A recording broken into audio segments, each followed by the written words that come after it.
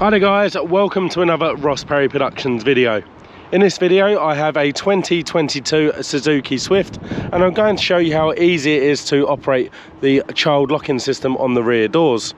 So all we're going to do is open up the rear door fully and you will notice this little lever here. Now if you give a pull on the internal handle, you can actually feel there's some tension there, whereas if you switch this across where this little padlock is now operated, then there's actually no tension there, and that's because it's released this handle from the locking mechanism.